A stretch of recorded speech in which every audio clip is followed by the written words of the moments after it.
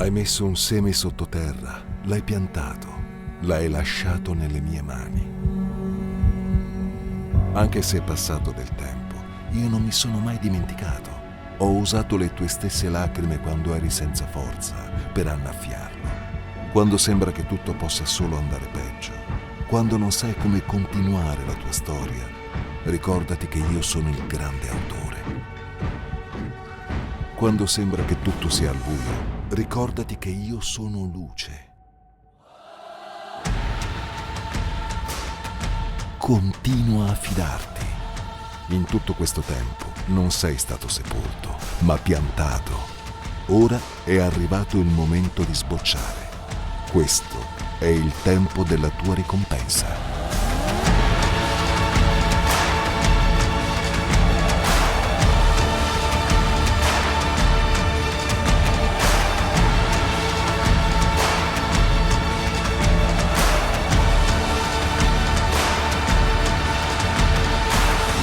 Harvest 2023. Quando Dio usa le tue lacrime per far fiorire il deserto.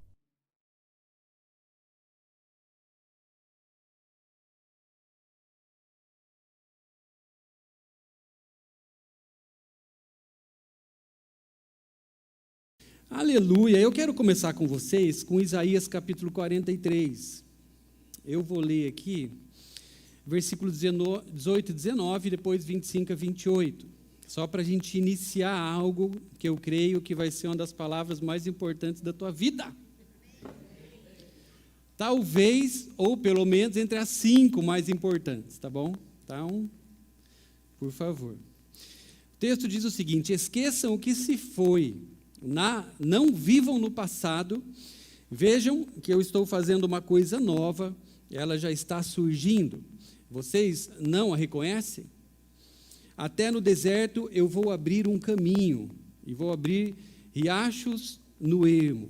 Sou eu mesmo, aquele que apaga suas transgressões por amor de mim, e que não se lembra demais de seus pecados. Relembre o passado para mim, vamos discutir a sua causa, apresente o argumento para provar sua inocência. Seu primeiro pai pecou, seus porta-vozes se rebelaram contra mim, por isso envergonharei os líderes do templo e entregarei Jacó à destruição e Israel à zombaria. Gente do céu, né? É um texto que ele começa de uma forma falando sobre algo novo que Deus está fazendo, que estava fazendo ali em Israel, algo que as pessoas precisavam parar de olhar para aquilo que já havia acontecido com ela. Eu penso no sentido de referências, coisas que haviam de alguma forma entrado no coração delas, mas o Senhor ali também fala que todas aquelas coisas que haviam acontecido, Deus ia trazer também justiça. Então é uma forma da gente olhar para algo que Deus está colocando diante de nós, que é nova, mas também descansar o nosso coração, porque a nossa justiça é, meu Deus, né? É muito ineficiente. E, na verdade, não cabe a nós. Mas aqui o texto mostra que existe uma justiça do Senhor. Amém? Então, isso faz que a gente descanse o nosso coração, possa viver algo que Ele tem para nós, que é novo, que é verdadeiro. A Ana falou algo aqui que eu creio que é bastante importante, né? É a igreja, amém? É uma igreja real, né? Onde ninguém aqui está, de repente, fazendo algo para trazer aquilo que naquele momento não tem. Amém? Pessoas verdadeiras, igreja verdadeira. E eu vejo que nesse ponto, Deus está construindo algo absolutamente novo. Não é verdade? Quando a gente lida com as coisas de uma forma verdadeira, Deus, Ele, então, acha em nós condição de trazer algo novo. Porque não existe naquele lugar uma, talvez, referência, alguma coisa que faça-nos imaginar algo que não é real naquela situação, no contexto. Amém? Eis que estou fazendo algo novo, diz o Senhor. E foi linda a nossa reunião de casais na sexta-feira. Foi muito especial para todos aqueles que estiveram, não é verdade? Esse lugar aqui cheio de casais, e a comida a gente nem liga, né? gente liga. A gente liga só para comunhão, mas a gente daí é simpático, né? E a gente come, enfim, né? E todos aqueles que estiverem envolvidos, né, nessa reunião, a gente, como igreja, gostaria também de agradecer, porque, e a gente fez isso, né? Isso tem alegrado muito o coração do Senhor. Essa igreja, né, que ela está se movimentando, ela está acontecendo. Eu creio que Deus tem se alegrado bastante, porque nós estamos lidando com coisas reais entre nós. A semana passada, quando foi ministrado aqui a respeito da poda, né? Aquela árvorezinha que era tão bonita, tinha tanta aparência, tinha tantas coisas nela, mas ela foi, em um primeiro momento, cortada, porque o texto fala isso, que o nosso Deus, o nosso jardineiro, ele faz muitas vezes isso conosco, ele corta algumas coisas, ou melhor, ele nos mostra algumas coisas que nós precisamos cortar da nossa vida, mas o texto diz que para nós continuarmos a frutificar algo também que é puro, que é verdadeiro, existe uma poda dele que seria liberada para nós. E eu vejo, né, alguns irmãos aqui nessa manhã, e talvez durante essa semana, alguns que eu encontrei, mas aquela árvore bem podadinha, né? Aquela beleza que só o jardineiro encontra. Mas o que eu gostaria de encorajar vocês, junto com essa palavra que a Mi repartiu, né, que Deus está, talvez nesse momento, segurando as nossas mãos e encorajando a gente a continuar, é que você não permita que cresça de novo a mesma coisa que estava nessa árvore. Amém? Porque nós temos uma tendência a, num primeiro momento, ver coisas sendo levadas de nós, que o Senhor mesmo tem permitido, mas, num segundo momento, por nos reconhecer somente daquela forma, a gente passa a buscar, então, as mesmas coisas, e aquilo de novo vai crescendo em nós, daí de novo vem, e de novo cresce, de novo sai, de novo cresce, de novo poda, enfim, né? E o fruto, na verdade, não se manifesta na plenitude, porque aqueles galhos voltam. E eu sei que você sabe o que eu estou falando. Então, não se importe, nesse momento, de aparentemente você talvez estar podado. Amém? Isso é lindo diante da presença do Senhor. Mas insista plantado nele, para que cresça agora algo que ele realmente quer que cresça na tua vida. E eu entendo que isso tudo faz parte dessa criação nova que Deus sempre faz em nós. Deus, a Bíblia fala que ele é um Deus criador. O que é uma pessoa que cria? É uma pessoa que faz algo a partir do nada, de um zero. Não é algo que, na verdade, é mostrado de novo, ou que é arrumado, mas Deus, como um Deus criador, ele faz isso em nós, ele quer fazer isso em nós. Ele quer criar coisas novas na nossa vida, coisas que são dele, que a gente vai reconhecer que são dele. Mas tudo isso passa por um processo criativo, amém? Quando eu ainda trabalhava na faculdade, tinha uma disciplina que eu gostava muito, que trabalhava questões de criatividade, era uma disciplina que chamava-se projeto, e ali eu levava os alunos, em algum momento, a tentar criar algo novo, a partir de um zero, sem uma referência. E era um exercício bastante interessante, onde coisas novas elas apareciam. A ideia por trás da teoria é de um futurista americano que se chama Joel Parker. Parker é um bom sobrenome, né? Pessoal da Marvel. Marvel, o que é o Parker? É Marvel, né? Eu sou meio por fora, mas... Peter Parker. Então, quando você pega Parker, já tem uma coisa ali também importante, né? Mas esse futurista americano, ele desenvolveu, então, uma teoria.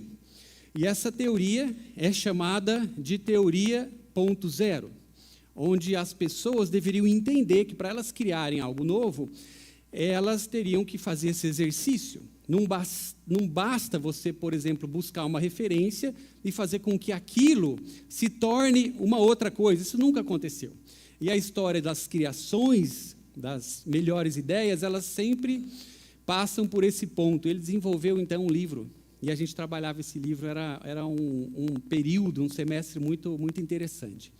Eu lembro que, nesse estudo dele, ele trazia algumas invenções, as maiores invenções do século XX, e ele mostrava como cada uma delas foi feita a partir desse pensamento. E ele mostrava também que muitas coisas que foram criadas por pessoas de fora da própria área. Por exemplo,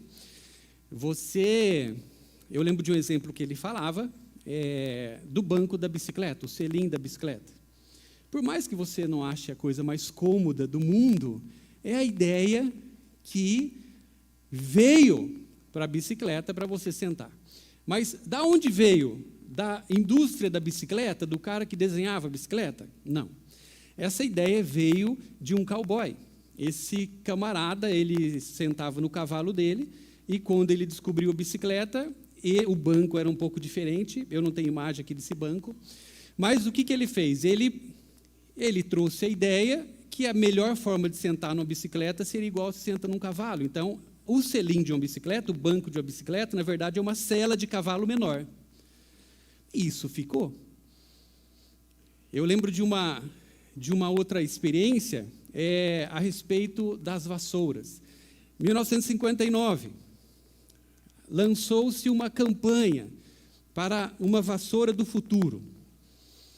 E foi feito um concurso. Como seria uma vassoura mais eficiente? Você consegue pensar na ideia de uma vassoura mais eficiente? Pensa na tua vassoura. Não pensa na sogra. Escapou essa. Mas pensa no... Oi? Eu disse que escapou. Pausa dramática.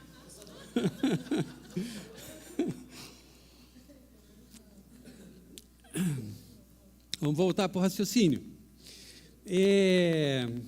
Pensa na tua vassoura. Em 1959 foi feito esse concurso. Como fazer uma vassoura mais eficiente? Eu tinha isso, eu tentei achar, hoje de manhã, né, que eu estava pensando sobre isso, tentei achar, mas eu não encontrei. Esse concurso, ele premiou as melhores vassouras do futuro. E a vassoura ganhadora, qual foi? Ela era uma vassoura que ela tinha 2 bracinhos que saía do cabo da vassoura com 2 outras vassourinhas, que elas encostavam o chão. Então, na verdade, a hora que a pessoa ela ia varrendo, esses 2 bracinhos tinham um mecanismo, que esse mecanismo tinha ali uma roldana, um negocinho ali, que eu não sei como explicar, mas a hora que a pessoa ia varrendo, tinha 2 outras vassourinhas auxiliares e ganhou o concurso da vassoura do futuro. Em 1960, inventaram o aspirador de pó. E a vassoura não foi construída nem comercializada. Mas esse exemplo mostra para nós que, às vezes, quando a gente pensa na criação de algo que precisa existir, as referências nem sempre elas vão ajudar. E a pessoa ali, todas elas partiam desse ponto. Uma vassoura mais eficiente, ela tem que ser uma vassoura mais, talvez, com cara de vassoura e mais vassoura. Mas quando foi criado o aspirador de pó, é uma pessoa que era totalmente fora dessa área, desse mundo da limpeza. Então, essas coisas fazem a gente refletir no quê?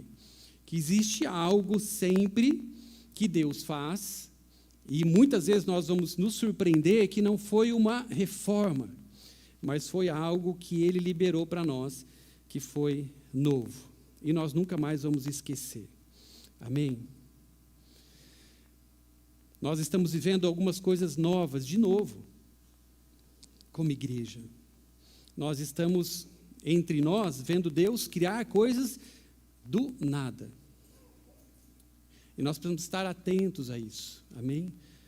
Aquilo, de repente, que para nós pode parecer tão natural hoje, espiritualmente, mas de uma forma natural, como a forma que nós temos nos reunido, como a gente tem ouvido tantos testemunhos a respeito da comunhão, como isso tem nos atraído para viver algo ali que a gente enxerga no livro de Atos, mas de alguma forma a gente estava até um pouco desconfiado se por trás disso não também tinha alguma forma de segurar as pessoas, de manipular as pessoas, enfim, a gente sabe de tantas coisas que foram acontecendo, mas quando a gente percebe que Deus, Ele nos chama a viver algo novo, a gente vai encontrar essas coisas novas.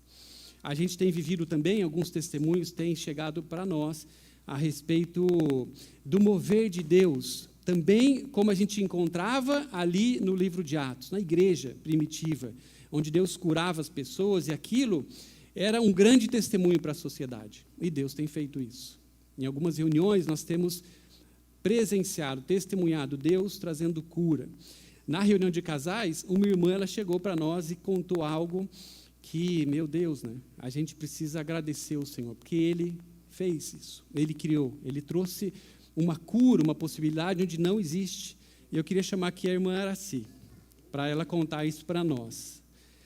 Deus fez algo maravilhoso na vida dela, mas o Senhor, Ele criou do nada, Ele criou de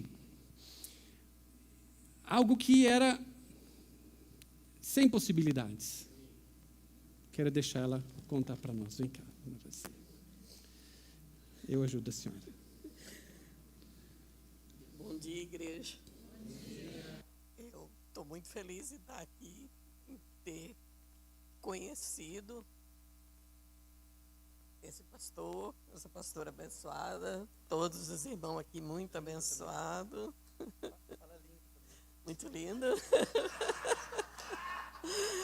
E não posso deixar de falar que, através da minha amiga Lana, eu fiquei sabendo dessa igreja, dessa casa.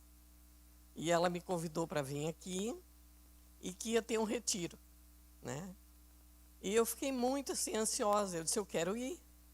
Aí eu disse para ela, Lana, é só o pessoal da igreja? Aí ela disse, eu acho que sim.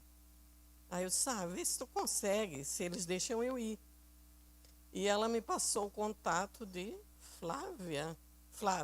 E aí com ela eu conversei pelo WhatsApp, ela disse, vou falar com a pastora. E aí depois ela me deu o retorno que sim, que tinha conversado com a pastora e que eu poderia ir. E eu fui. Antes de sair de casa, eu falei para o meu esposo, eu vou em busca de algo muito grande. E eu fui. Desde 2014, eu recebi o diagnóstico de um câncer.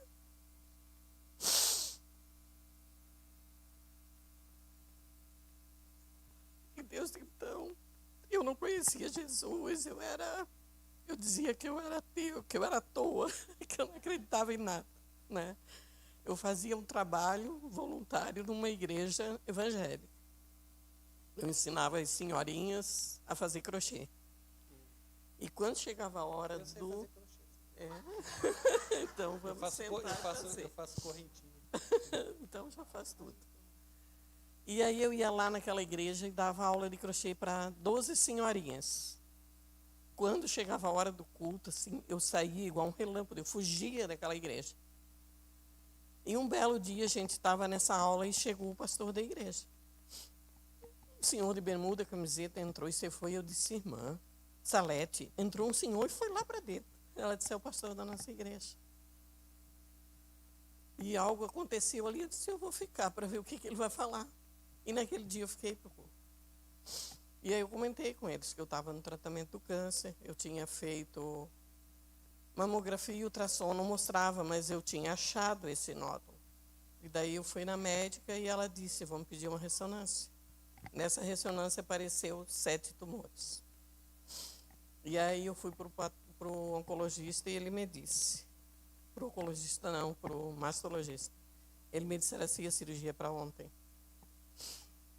E aí tudo aconteceu, eu fui para a cirurgia, retirei toda a mama com os tumores, eu fiz 21 quimioterapia, 17 rádio, e não foi fácil, desde 2014 até agora.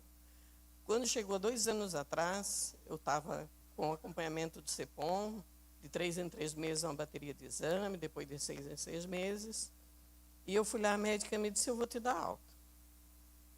Eu, muito feliz, né? Mas preciso de uma bateria de exame.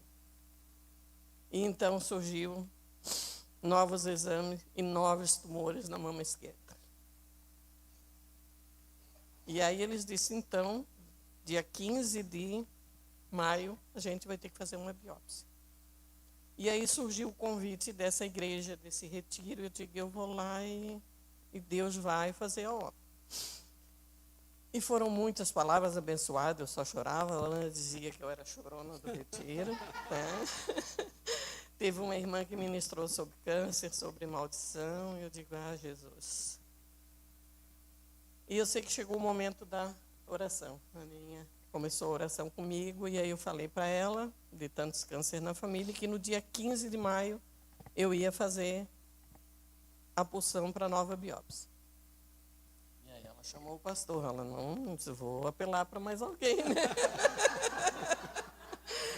E veio o pastor com essa mão abençoada, orou, né?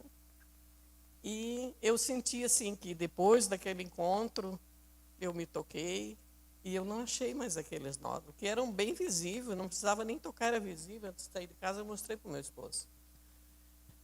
E o pastor orou. No outro, não sei se no mesmo dia de manhã eu fui até o pastor e disse, pastor, eu não achei mais nada aqui. Né? Aí volto para casa, ansiosa pelo dia 15, vou lá fazer essa pulsão. Né? Era de tarde, pela manhã o médico vai. O médico vai e diz... o CEPOM me liga e disse, foi adiada a tua pulsão. Eu disse, Jesus, a ansiedade tomando conta de mim. Aí liguei para a Lana, conversei com a Lana, ela me disse assim, descansa teu coração. Tu já te examinou, tu viu que não tem nada ali, então espera, quando for o momento tu vai lá fazer. E aí ficou para essa segunda-feira eu fui lá. Era para as 8 horas da manhã. E deu 8h30, 9 horas, 9h30 e nada, né? De repente, 10 horas, aparece o meu nome lá no telão. Vou para a sala da pulsão, com todos aqueles aparelhos 3D. Mas antes de eu levantar da cadeira, eu acho que eu até falei alto. Eu disse, vamos lá, Jesus, mostrar o que tu fez. Tá?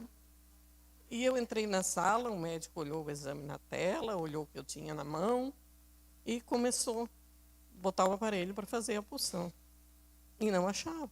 E ele não achava. Eu acompanhei só uns pontinhos naquela tela. Os pontinhos ficaram, sabe? E aí eu digo, Jesus. Aí ele disse, eu vou ter que chamar o Dr. Kripa, que é o diretor do CEPOM, e um oncologista muito famoso aqui em Santa Catarina, né? E aí o Dr. Kripa veio, olhou todas aquelas imagens, olhou o telão, rastrearam, passava aquele aparelho por todo o meu corpo. E ele disse para mim, era assim, tu acredita muito em Deus, né? Aí eu disse, por quê, doutor? Ele disse, sabe aqueles pontinhos ali? Só Deus. Só Deus. E o outro médico lá com aquele aparelho que não parava, buscando, mas não achava nada. Né? Está aqui no exame que hoje eu mostrei. A gente pode projetar aqui. A gente precisa de uma oração pelos olhos. Mas eles estão todos aqui, né? Eles aparecem. Aqui, ó. Dá pra ver. Aí, ó. Então, eles têm as medidas, os tamanhos, tudo, mas só que na hora isso aí não apareceu. Só pontinhos no lugar dessa numeração aí, né? E aí o Dr. Kripa disse, pois é, o que eu posso fazer? Te dar alta, né? Vou te dar alta.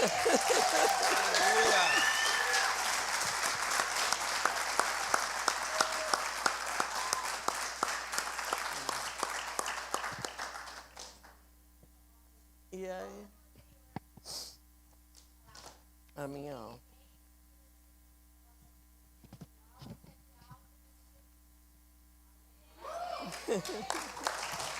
Aleluia. Então, agora o que eu tenho a dizer só? Gratidão, gratidão e gratidão, né? Amém. Tem um louvor que eu, assim, estou ouvindo a semana inteira, de noite, que é o Sobreviver. Não, mas eu não canto. Eu só... Você canta, eu toco. Não. E aí, assim, eu tinha o hábito de todos os dias de manhã, antes de eu sair da cama, eu dizia, bom dia, Jesus, bom dia, Espírito Santo, Deus, eu estou aqui, preciso de Ti. Amém. E essa semana eu só consigo acordar e dizer, bom dia, Jesus, gratidão, gratidão, gratidão. Amém. Eu não consigo dizer outra coisa. Amém. Né? Amém. Então, assim, eu digo para toda a igreja, para alguém, né, que acha que o diagnóstico do câncer não tem cura. Quando eu recebi, o médico disse, vive um dia de cada vez, porque são 6 meses de vida. E hoje faz, no dia da alta, fazia 8 anos, 9 meses e 12 dias. Aleluia. Então, aqui estou para Aleluia. toda a honra. Tá? Amém.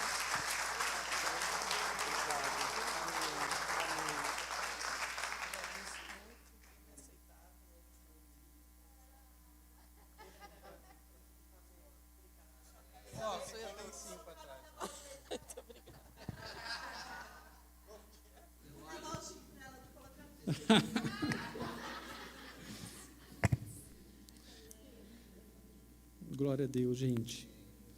Deus, Ele faz, né? É o Senhor que Ele está fazendo, como esse texto aqui de Isaías, Ele chama a atenção da igreja.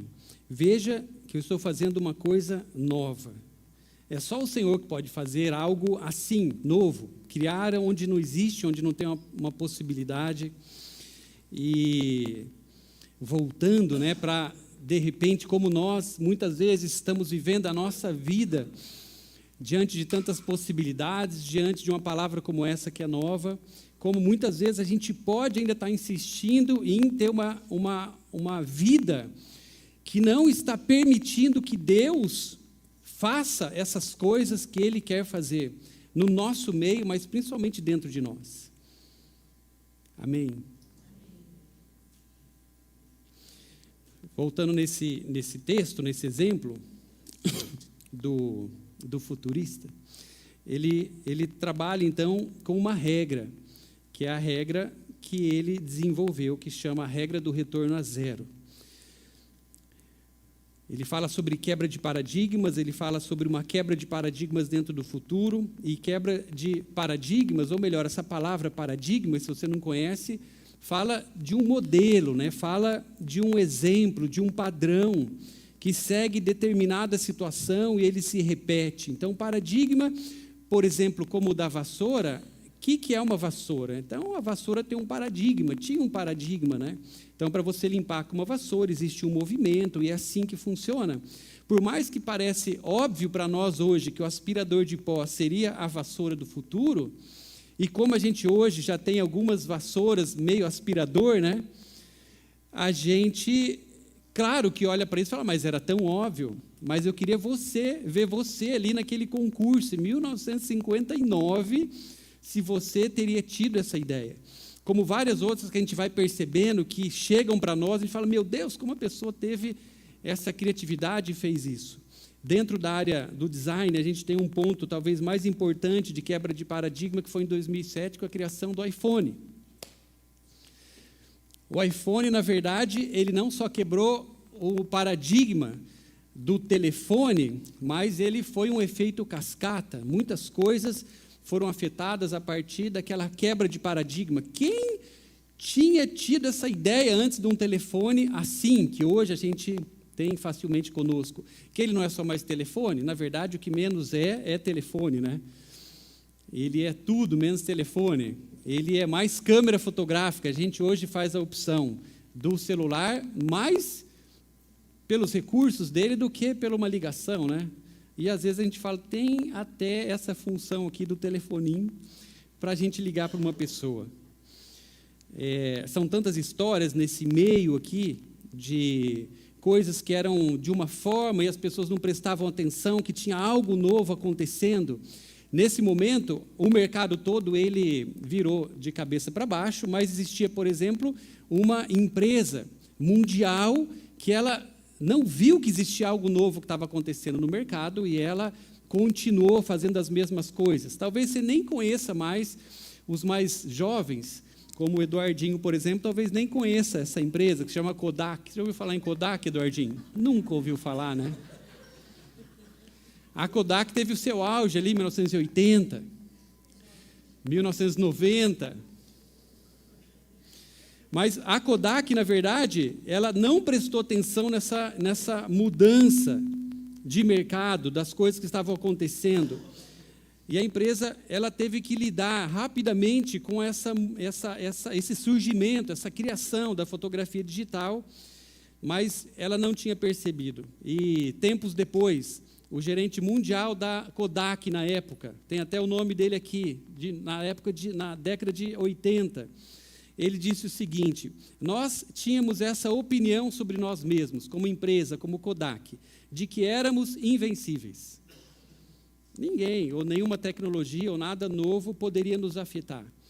O seu maior concorrente, a Fuji, ela, entendendo aquele momento, aquela grande situação que estava vindo para o mercado, o que ela fez? Ela migrou, aos poucos, para uma área de equipamentos, de imagem, de fotocopiadoras, de câmeras fotográficas, e ela sobreviveu a toda aquela mudança.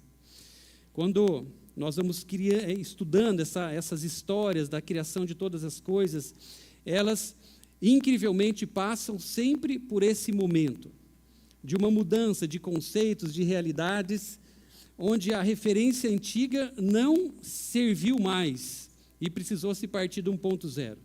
Existia algo novo à frente para ser vivido, mas aquele velho conceito, até que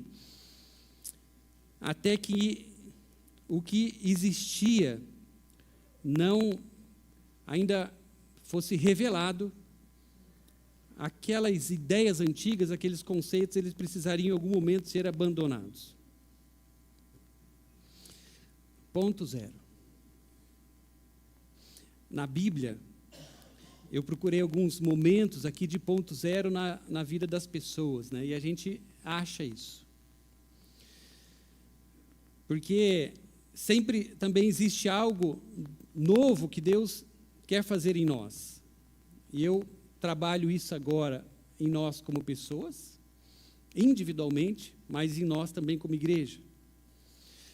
No caso dessas pessoas que a Bíblia vai mostrando, o ponto da vida deles, que eles precisaram chegar, foi tão zero, que eles tiveram que abandonar as suas referências, as coisas que estavam no seu coração, os seus pensamentos, as suas experiências de vida, que até mesmo o nome deles precisou ser mudado. Uma mudança de nome aconteceu. Amém? Por que será que Deus mudou o nome de tantas pessoas na Bíblia? E quando a gente vai encontrando isso dentro de nós, a gente percebe que se não existir uma mudança também em nós, a gente não vai conseguir viver isso que está à nossa frente, que é novo. Porque para viver algo novo, eu também vou precisar ser outra pessoa. Eu vejo aqui uma sequência, né, do Espírito Santo, depois de nos podar, mostrar para nós que existe, então, algo novo, que nessa hora nós precisamos, então, entender que precisa ser criado em nós. A Bíblia vai ensinando o nome de pessoas e a importância desses nomes. Muitas vezes era escolhido de acordo com o caráter da pessoa, circunstâncias da sua vida, ou até mesmo algum plano do futuro. E eu não sei se você sabe o que significa o teu nome. Alguém sabe o que significa o seu próprio nome?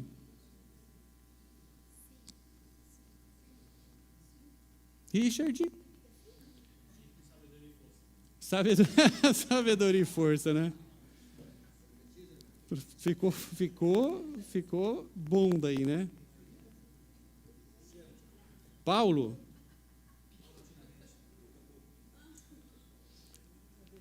Aos poucos. Acho que tem força também em Paulo, não tem não? Letícia quer dizer alegria. Aline, nobre. Meu Deus. Cristiano quer dizer cristão. Agora a gente entendeu.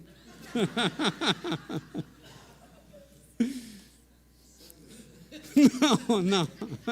Sandro quer dizer branquelo. Sabe que quando nós chegamos lá na Itália, e essa experiência que eu já cansei de contar aqui, do tempo que eu trabalhei naquele restaurante, eu recebi ali um nome novo.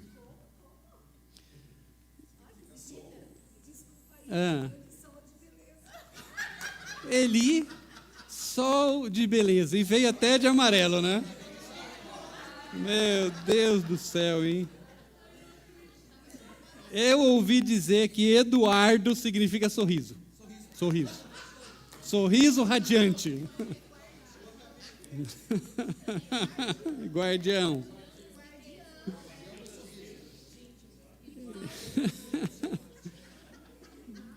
Quando a gente chegou lá na Itália, eu recebi um novo nome, porque a dificuldade deles também lá falar meu nome, né? E era pior. E daí, quando eu me apresentava no restaurante, chegou uma hora que eles falaram, pode ser Aldo, né? E daí eles me chamavam lá de Aldo, né? O L lá é L. Errata, Paulo não é só pequeno, mas é pequeno e humilde. Humilde. Aí, ó. Pensa no, né? Meu orgulho é ser humilde. Mas é interessante isso, porque eu recebi esse nome novo ali, e no lugar meu de trabalho eles só me chamavam de Aldo. O meu nome, Advaldo, eu, na verdade, não encontrei no livro que tinha 6.000 nomes. Daí eu descobri um que era a partir do 6.001. E é verdade isso. Daí eu comprei esse livrinho, e esse livrinho tinha a partir, né, os nomes um pouco mais usuais. E Advaldo, ele significa guardador da alegria. Ah, pensa. Só que quando eu fui pesquisar o que significa Aldo, sabe o que significa Aldo? Junto com Aline, nobre. Agora, imagina, né? Como, se a gente para pensar sobre aquilo que Deus vai fazendo conosco, e a gente precisa entender alguns momentos da nossa vida, ficar assim, mas Deus, né? Como um nobre pode estar fazendo ou executando esse serviço, essa tarefa? O meu serviço ali era reconhecidamente o menos nobre das funções, mas existe algo que muitas vezes Deus está mostrando para nós, profeticamente, que Ele tem. É um processo de criação. É claro que tudo aquilo que aconteceu ali, já testemunhei sobre isso, é sobre uma criação, algo novo que Deus estava fazendo, que primeiro fosse tirado, podado, e que surgisse algo absolutamente novo da parte dele, que tem a ver com aquilo que ele tem mostrado para nós há um bom tempo atrás, sobre coisas que a gente gostaria de viver também, novas no Senhor, na nossa casa, no nosso casamento, na nossa família, mas também como igreja. Essa experiência da Itália marcou para nós um novo ponto zero na nossa vida. Era um momento de nós deixarmos coisas, de nós deixarmos pessoas, experiências e outras coisas para trás. O que talvez estava ficando para trás naquele momento onde nós fomos desafiados a viver um ponto zero de novo na nossa vida? Algumas certezas que a nossa reputação trazia para nós. Nós tínhamos algumas seguranças naturais, como carreira, trabalho, network, família, amigos, testemunho de vida. E isso, em alguns momentos, ele precisa ser mexido em nós, para a gente ter a certeza que a gente está vivendo absolutamente na dependência do Senhor. Porque, em alguns momentos, a gente acha que essas coisas, elas não serão mexidas, porque foi o próprio Deus que trouxe para nós. Mas, em alguns momentos, quando Ele quer nos levar a viver algo absolutamente novo, até essas coisas, elas podem ser mexidas. Porque a nossa atenção, talvez naquele momento, precisa se voltar totalmente pela fé. E se hoje você está vivendo algo que você percebe assim, que tantas referências, tantas coisas que eram importantes para você, que até Deus te trouxe, como um trabalho, por exemplo, não se assuste, porque é nesse momento onde Deus te chama para segurar na mão dele, que Ele está te fortalecendo, te encorajando, mas fazendo com que você resista a esse momento, você saiba que a tua fé, então, está somente nele. Porque a gente sempre corre um risco de dividir a nossa fé com as coisas que a gente vai conquistando. Pensa comigo, você é um homem ou mulher de Deus, e Deus tem te abençoado. E hoje, posso dar um exemplo, pegar um casal, de repente, Esse casal aqui tem uma família abençoada, tem filhos, tem uma boa carreira, tudo isso Deus fez. Tem uma boa renda, tem um emprego, então, estabelecido, tudo isso Deus trouxe. Tem filhos, tem um bom casamento. Só que, em alguns momentos, isso pode ser mexido por quê? Porque a nossa fé sempre precisa estar 100% no Senhor e não nas coisas, porque a gente vai correr esse risco. Eu, de repente, me imagino com a minha fé totalmente no Senhor, mas, a hora que eu perco, por exemplo, o meu trabalho, eu descubro que 30% da minha fé estava no meu trabalho, e aquilo me abala demais. E naquele mesmo momento, eu tenho uma crise no meu casamento, que aquele meu casamento também me sustentava, era também um lugar que eu colocava a minha fé, porque Deus tinha me dado isso, e de repente eu vejo assim 50% da minha fé, porque eu perdi meu trabalho, eu estou numa crise conjugal, e daí um filho meu adoece. A minha fé talvez vai sendo diluída. Por quê? Porque mesmo que Deus, Ele vai trazendo coisas para nós, Ele faz isso, em alguns momentos da nossa vida, a gente, de novo, vai precisar ter a certeza que a nossa fé é independente das coisas que Ele mesmo proporcionou para nós, e ela precisa ser sólida. E é assim que Deus faz a gente viver coisas novas nele. Outras coisas que eu vejo que Deus mostrou para nós que ficaram para trás, nós vivíamos também dentro de um sistema de igreja religioso que era cheio de méritos, mesmo quando pregava graça. Nós entendíamos que existia uma igreja simples, pura, que ela poderia ser criada pelo Senhor, e Deus começou a mostrar isso para nós. Ele começou a mostrar que a igreja dele era uma igreja que era o reino, amém? É claro que hoje nós temos um nome, Deus nos aproximou de uma missão, de uma obra que Ele havia até profetizado para nós, que nós nos chegaríamos, nós nos aproximaríamos de uma missão, de algo que já estava acontecendo, seríamos conectados a uma missão, ao reino de Deus. Isso foi um processo muito natural, foi lindo o que aconteceu conosco. Mas a gente entende essa igreja que Deus está formando no mundo, e a gente vai percebendo isso, tendo acesso a algumas pessoas, alguns pastores aqui no Brasil, fora, que Deus está fazendo uma coisa só. Ele está de novo construindo a sua igreja, Ele está abalando algumas estruturas, Ele está colocando algumas coisas em xeque nessa hora. Para quê? Para que aquilo que Ele quer criar de novo, puro, essa coisa seja estabelecida mais uma vez como a sua igreja, como o seu reino. Voltando ali para os nomes, quando Deus mudava o nome de uma pessoa, Ele indicava que também Ele estava mudando a própria pessoa, ou simplesmente quebrando um padrão de comportamento e pensamento. E esses precisavam desistir de acreditar nos padrões estabelecidos na sua mente. Eu vou falar só 2 exemplos aqui, 3 talvez, mas nem vou entrar na história. O primeiro é de Abraão para Abraão. Abraão significa pai exaltado, mas Abraão significa pai de nações. Abraão era um homem idoso e sem filhos. A história conta isso para nós, em Gênesis capítulo 17. Mas Deus lhe prometeu que seus descendentes seriam numerosos, impossíveis de contar, e Deus trouxe um nome para ele, para mostrar que ele estava criando algo novo, estava à sua frente. Mas é claro que essa mudança de nome veio para Abraão porque ele também precisaria permitir que Deus quebrasse alguns padrões de pensamento nele, de experiências que ele havia tido. E quando Deus traz essa palavra, tanto ele quanto a sua mulher, eles dão risada daquilo, porque existia já uma coisa dentro deles que estava codificada, da forma até mesmo de Deus agir.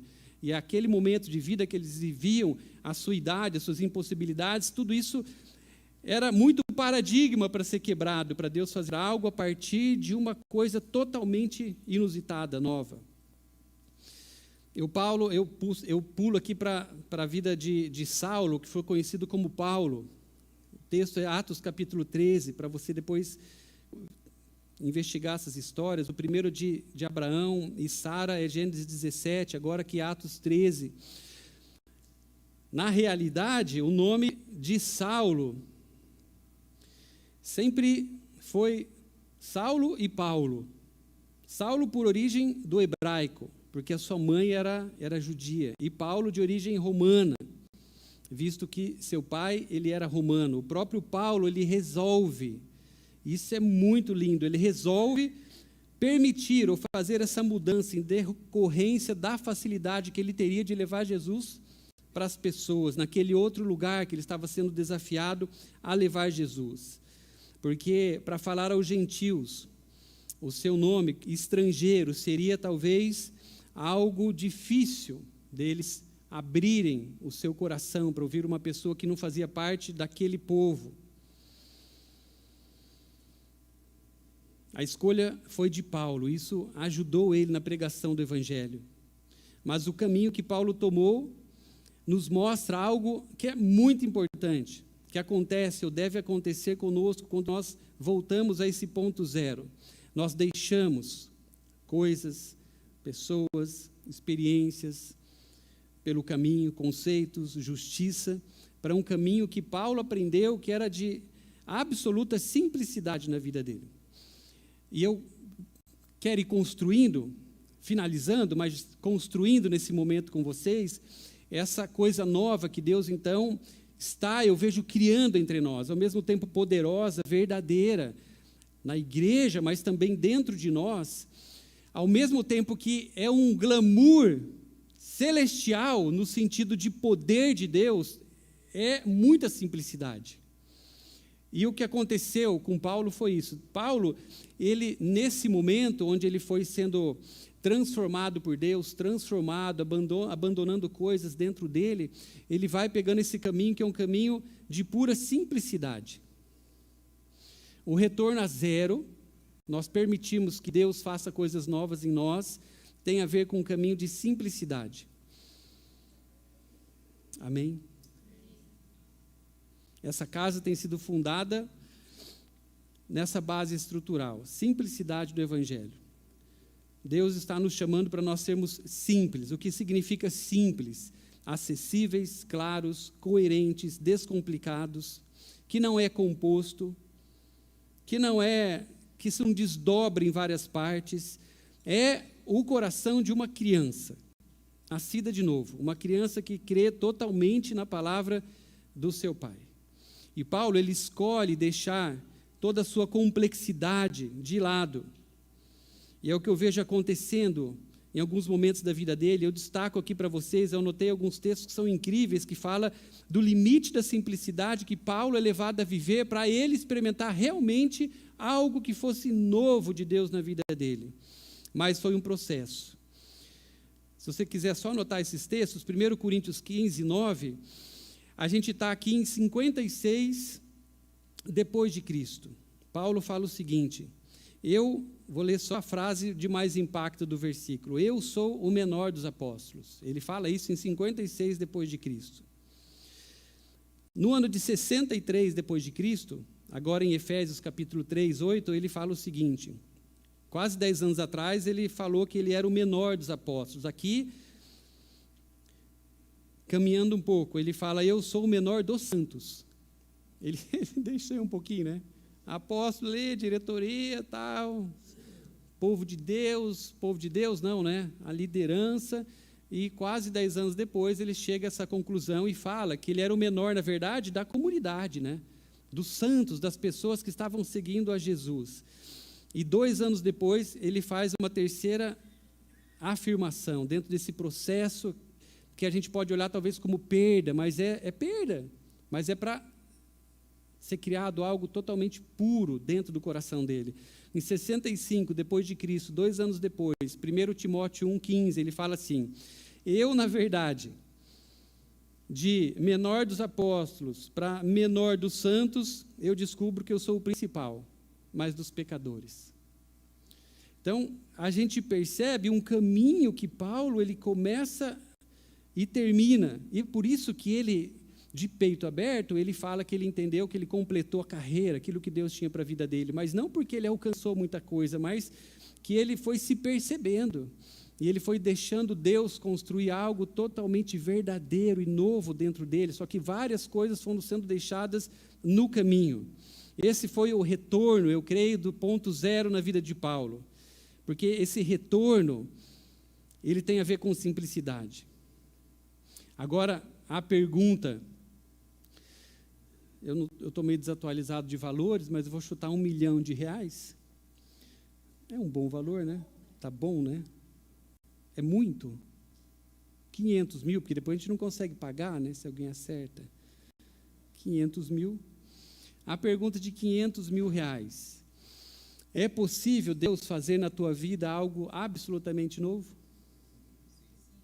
Mas pensa que você está cheio de paradigmas dentro.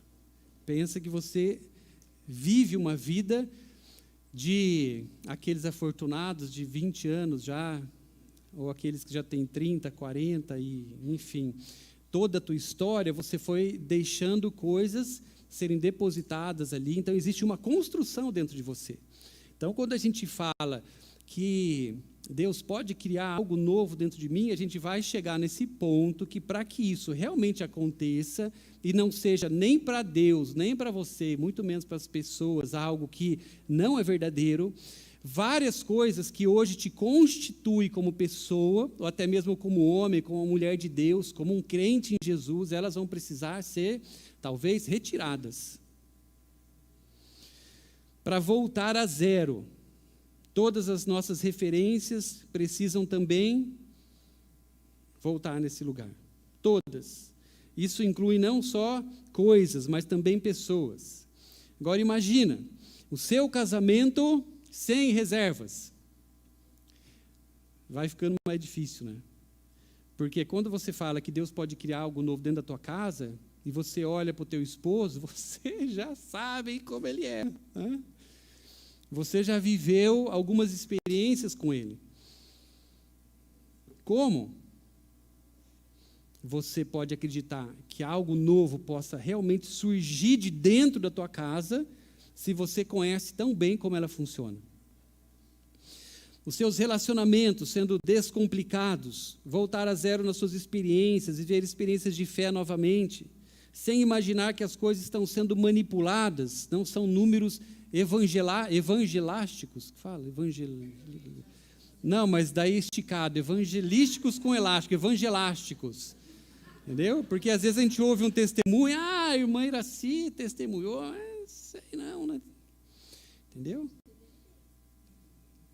A gente viu, mas dentro de nós, às vezes quando a gente ouve algumas coisas na igreja, isso o que é tal, ganhar dinheiro, a gente tem coisas dentro de nós que, se a gente não lidar com elas, não vai criar algo, não vai aparecer de Deus algo novo e puro. Por quê? Porque tem já uma referência que, quando a gente ouve algo, a gente daí tem esses rápidos pensamentos sobre aquela situação, aquela área.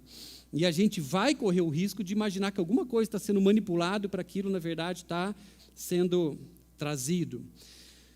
Por exemplo, se você já viveu experiências dentro da própria igreja e teve pessoas tentando controlar a tua vida, quem nunca? Lá na Itália, eu falava assim, c'è qualcuno? Tem alguém? Alguém, por acaso, já tentou fazer isso? Pausa dramática.